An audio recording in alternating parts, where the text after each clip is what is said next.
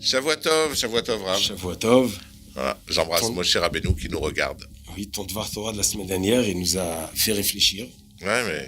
Et on va essayer de continuer à développer tes idées. Ouais, mais bon, j'ai quand même appris que par Shimsha Nathalie, après notre émission de la semaine dernière, que si Moshe l'avait prié encore une fois, il serait rentré en Eretz Israël.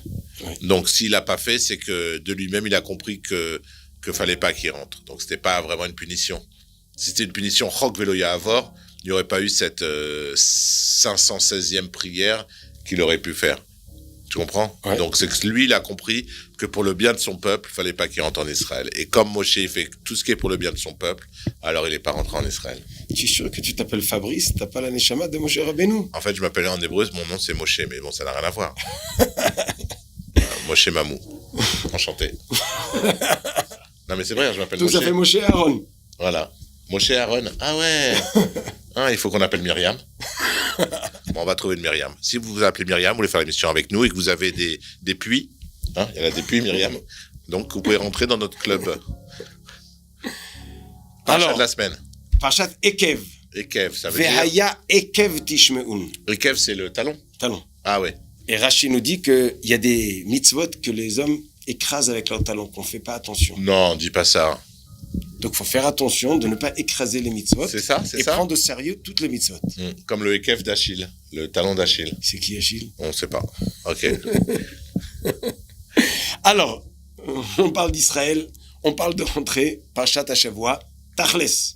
Qu'est-ce qu'il faut faire pour rentrer ? Alors, Moshe Rabbeinu dit, sachez, vous allez rentrer. Vous allez voir l'agent juif, vous allez faire vos papiers. Je vais renvoyer les animaux. Vous allez faire des animaux sauvages. Doucement, plus vous rentrez, plus j'enlève. Si je vis d'Israël, vous allez rentrer, les animaux vont se développer. Donc ça va aller étape par étape, tranche par tranche. C'est-à-dire que devant eux, tous les animaux sauvages, ils partaient. Ils enlèvent les goïms, ils conquis. Ils enlèvent les goïms, ils conquis. Mais si on enlève tout le monde en une fois, ils vont arriver les mots bêtes sauvages. Ah, d'accord. Pourquoi la Torah nous raconte ça ? Parce qu'en réalité, c'est peut-être le moment... C'est donnant. Okay. Ce que vous faites, je suis avec vous. Ce que vous faites pas, vous l'aurez pas.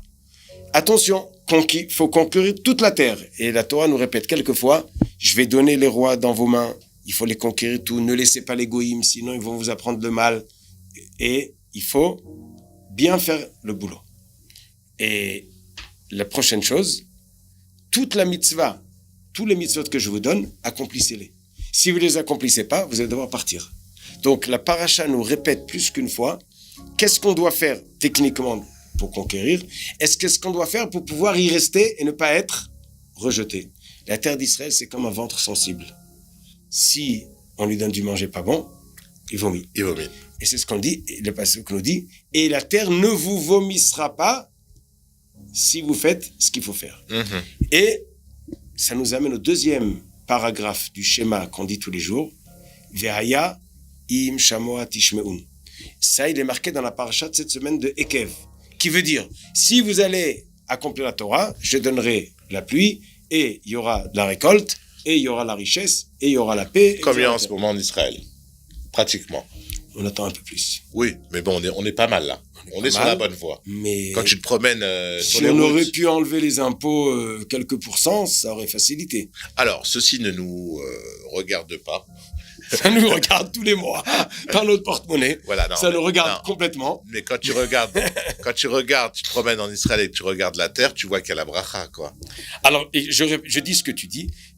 Ki Hashem Elokecha miviacha el eretz tova. Dieu t'amène vers une bonne terre. Très bonne. Eretz nachalemaim, il y a des fleuves. Ayanot ou tehomot yotzim babika ou bahar. Et aussi, Eretz Chita ou Seora vegefen ou tena verimon. Traduit.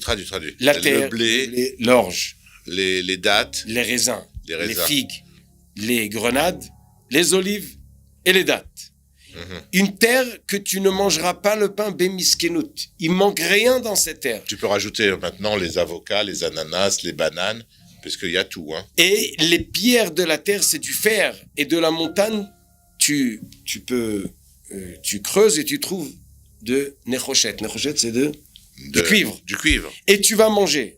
Et tu vas te rassasier. Et tu vas bénir Dieu sur la bonne terre qu'il te donne.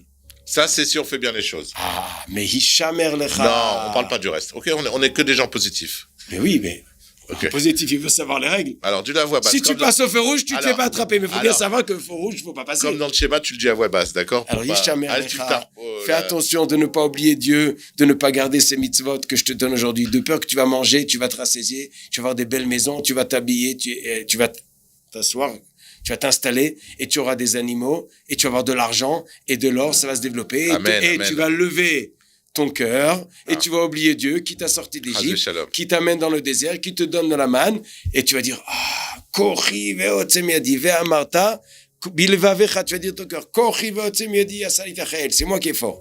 Attention. Ve'zacharta ki Hashem Elokecha unoten lecha koach lasot chayil. Rappelle-toi que c'est Dieu qui te donne la force de faire la guerre afin que tu gardes son alliance qu'il a promis.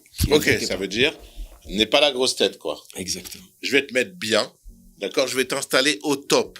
Tu vas avoir la Villa Herzliya, la Porsche Cayenne, la piscine dans la maison, séparée, hein, piscine séparée, bien sûr. Tu vas avoir le jacuzzi dans la piscine et dans la voiture. C'est Mais une intéressant. fois que tu as tout ça, N'oublie pas Dieu, juste une chose. accomplis les mitzvot. Tous les matins, tu dis merci. Tu sais, ça vient pas de toi, ok? Parce que la bracha, c'est la bracha. Deux personnes, ils font la même chose. Il y en a un qui a la bracha, l'autre qui l'a pas. Et c'est comme ça. C'est la vie. Et ne dis pas quand tu gagnes les guerres que c'est parce que toi tu es tzaddik. Mhm. C'est pas à cause que tu es tzaddik. C'est parce que j'ai promis à tes parents et parce que eux sont mauvais les autres peuples. Alors, la Torah nous, en une phrase, elle nous dit quel est notre devoir. Tu as dit à Icar, dire le matin, pas de grosse tête, de dire merci. C'est Ouais. vrai. Mais je vais dire quand même un verset. Dis un verset, c'est ton. Ve'ata. C'est un peu ton métier de dire les versets, Rav. Vas-y.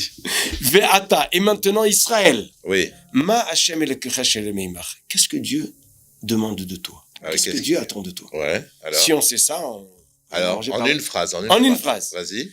Qu'est-ce que Dieu attend de toi? Kiim, seulement. Seulement, attention. Hein.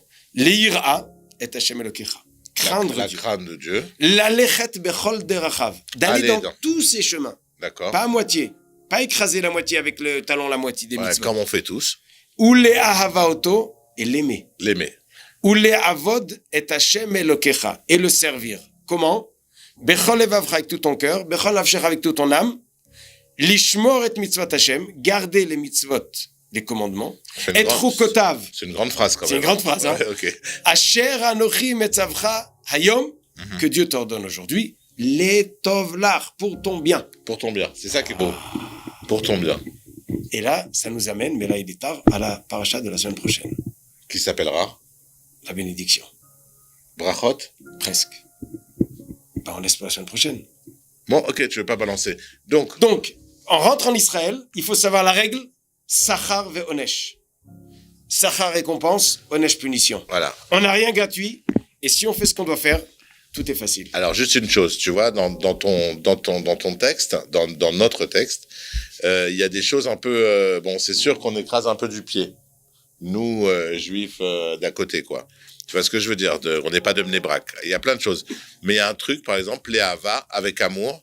Eh ben, je peux te dire que ça, même les gens pas religieux, je vois nos grands-mères, par exemple, qui étaient, qu'on souffert, ils ont quitté l'Afrique du Nord, ils sont venus en France, de France, tout ça, qu'on souffert. Eh ben, ils parlaient à Dieu, ils l'aimaient comme si c'était, alors que, Il était présent, voilà. il lui parlait présent dans leur langage. Voilà. Alors qu'aujourd'hui, je vois des gens qui sont très pieux, qui font toute la chote, mais qui ont perdu ce qui est cher avec.